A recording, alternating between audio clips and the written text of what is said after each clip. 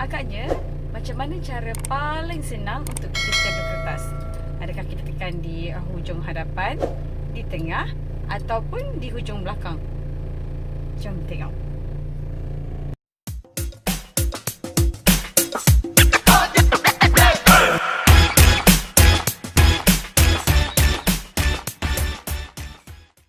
Okey, so sekarang kalau kita tekan pada bahagian hujung hadapan, okey, kita boleh stapler dengan mudah.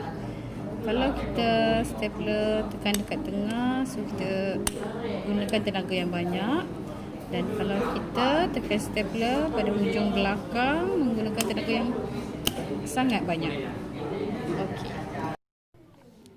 Hal ini disebabkan oleh momen daya. Apa itu momen daya? Momen daya adalah kesan putaran apabila daya dikenakan pada satu objek menyebabkan objek itu berputar pada titik tetap ataupun fulcrum. Sebagai contoh, engsel pada pintu adalah fulcrum dan daya akan dikenakan pada pemegang pintu. Apabila kita gerakkan pintu, sama ada kita buka ataupun tutup pintu, maka kita telah gerakkannya dalam bentuk putaran. Ini menyebabkan momen daya terhasil. Momen daya memudahkan kita untuk melakukan kerja. Momen daya bergantung pada jarak tegak dari daya ke fulcrum. Semakin jauh jarak tegak dari daya ke fulcrum, semakin besar momen daya. Maka, semakin sedikit daya diperlukan untuk melakukan kerja. Ini bermakna semakin mudah untuk kita membuat sesuatu kerja. Jom tengok beberapa contoh berkaitan momen daya.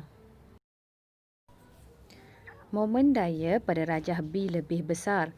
Ini kerana jarak di antara Y, iaitu daya, ke fulcrum lebih besar berbanding jarak antara X, iaitu daya, ke fulcrum. Ini bermakna menggunakan rajah B lebih mudah untuk kita mengetatkan nut pada sesuatu objek. Pemegang pintu diletakkan pada jarak yang paling jauh dengan engsel. Ini bertujuan untuk menambahkan momen daya.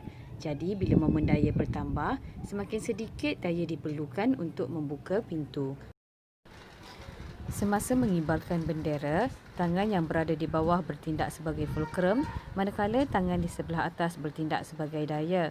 Dalam situasi di atas, jarak di antara daya ke fulcrum bagi Nur lebih besar berbanding Siti.